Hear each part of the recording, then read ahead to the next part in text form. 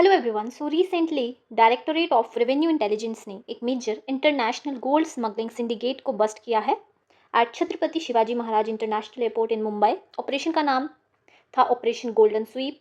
सो इस ऑपरेशन में 10.4 KG gold को सीज किया गया, जिसकी वैल्यू अप्रॉक्सीमेटली 12.5 करोड़ थी। Also 13 persons were arrested including 2 Bangladeshi, 6 Sri Lankan nationals, 2 airport staff of a meet and grid service and 2 handlers and the mastermind in Mumbai.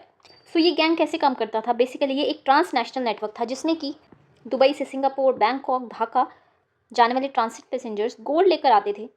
Gold को egg shaped wax capsules में छुपाकर body के अंदर कंसील किया जाता था। मुंबई एयरपोर्ट पर ये पैसेंजर्स अपना गोल्ड कॉम्प्लिसिट स्टाफ को हैंड ओवर कर देते थे। एयरपोर्ट स्टाफ इलिसिटली गोल्ड बाहर निकालकर हैंडलर्स और रिसीवर्स तक पहुंच जाता था, जो मास्टरमाइंड से लिंक थे। तो इस तरह डीआरआई ने हाईली ऑर्गेनाइज स्मगलिंग सिंडिकेट को डिसमेंटल कर दिया। तो इसने एजेंसी इन्वॉल्व है, वो है डायरेक्टोरेट ऑफ रेवेन्यू इंटेलिजेंस।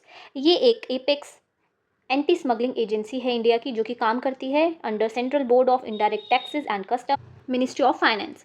इस एजेंसी का मैंडेट है to combat smuggling of gold, narcotics, fake currency, wild life products etcetera. ठीक है। सो ये टॉपिक आपकी इंटरनल सिक्योरिटी के पॉइंट ऑफ व्यू से एंड इकोनॉमिक सिक्योरिटी के पॉइंट ऑफ व्यू से इंपॉर्टेंट है। तो गोल्ड स्मगलिंग एक इशू क्यों है? एक तो हाई इंपोर्ट ड्यूटीज में गोल्ड स्मगलिंग प्रॉफिटेबल। गोल्ड को यूज़ किया जाता है इन हवाला, black money laundering and even terror funding. ठीक है। सो देयरफॉर डीआरआई का जो ये ऑपरेशन है, ये डायरेक्टली सेफगार्ड करता है इंडिया की इकोनॉमिक और नेशनल सिक्योरिटी को। तो ऑपरेशन गोल्डन स्वीप एक रिमाइंडर है कि ऑर्गेनाइज्ड क्राइम सिर्फ बॉर्डर तक लिमिटेड नहीं है, वो एयरपोर्ट्स, लॉजिस्टिक्स और ह्यूमन नेटवर्क्स तक फैल चुका है। डीआरआई जैसी एजेंसीज की इंटेलिजेंस और कोऑर्डिनेशन ही इंडिया के इकोनॉमिक बॉर्डर्स को सिक्योर बनाते हैं।